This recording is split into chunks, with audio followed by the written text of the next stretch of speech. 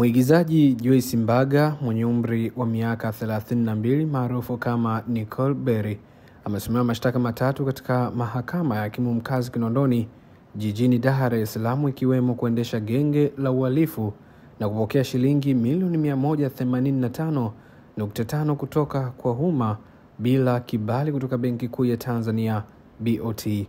Mbali ya Nicole, mshtakiwa mwingine ni Rehema Mahan mwenye umri wa miaka 31, ambapo hata hivyo kesi hiyo imeahirishwa hadi hapo Machi 24 ya mwaka huu 2025 na washtakiwa wote kurudishwa korokoroni baada ya kushindwa kutimiza masharti ya dhamana ya kuwa na wadhamini wawili na kuwasilisha mahakamani hapo fedha taslim shilingi milioni 46.3 ama hati ya mali isiyohamishika yenye thamani hiyo. Nicole na mwenzake wamesomewa mashtaka yao na wakili wa serikali Roda Maingu mbele ya hakimu mkazi mkuu Ramadhan Rugemalira, wakidaiwa walitenda makosa hayo kati ya Julai ya mwaka 2024 na Machi ya mwaka 2025 ndani ya jiji la Dar es Salaam. Katika mashtaka hayo ambayo yamesomwa jioni ya leo, kwa pamoja wanatuhumiwa kwa mashtaka matatu, ikiwemo kuongoza genge la uhalifu kwa lengo la kujipatia fedha kutoka kwa umma.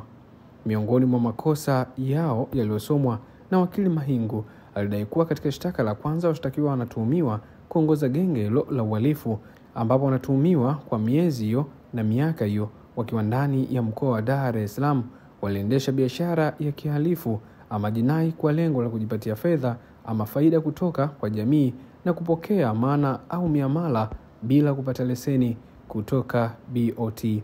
Katika shtaka la pili, washtakiwa wote wanatuhumiwa kati ya Julai ya mwaka 2024 na Machi ya mwaka 2025 wakiwa eneo lisilofahamika ndani ya mkoa wa Dar es Salaam walipokea amana ya shilingi milioni 185,515,000 kutoka kwa jamii bila kuwa na leseni.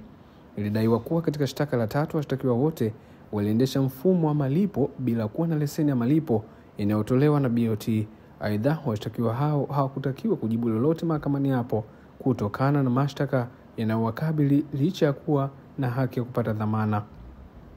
Hata hivyo, wakili Maingu alieleza mahakama hiyo ya kwamba upelelezi wa kesi hiyo bado haujakamilika na pia hawana pingamizi ya dhamana ya washtakiwa. Wakili wa mshtakiwa Jeremia Mtobesa, ambaye ni wakili wa Nicole, na Evelyn Nelson, wakili wa Mahanyu, waliomba mahakama hiyo itoe dhamana kwa wateja wao kwa sababu mashtaka wanayoshtakiwa nayo yanadhaminika. Katika nukuu yake amebainisha kwamba kesi yenu ina dhamana, lakini katika kosa la pili la kupokea miamala kutoka kwa jamii mlipokea kiwango cha shilingi milioni 185,515,000. Sheria inaruhusu washtakiwa kugawana nusu ya fedha hii ambayo ni shilingi milioni 92,757,500 kwa kila mmoja wenu, ambapo atatakiwa kuwasilisha mahakamani fedha taslimu au hati ya mali isiyohamishika yenye thamani ya shilingi milioni 46,378,750.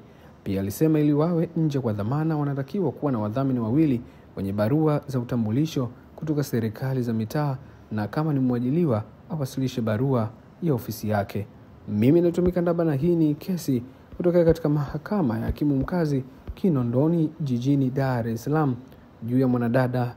mrembo mwigizaji Joyce Mbaga almaarufu kama Nicole Berry.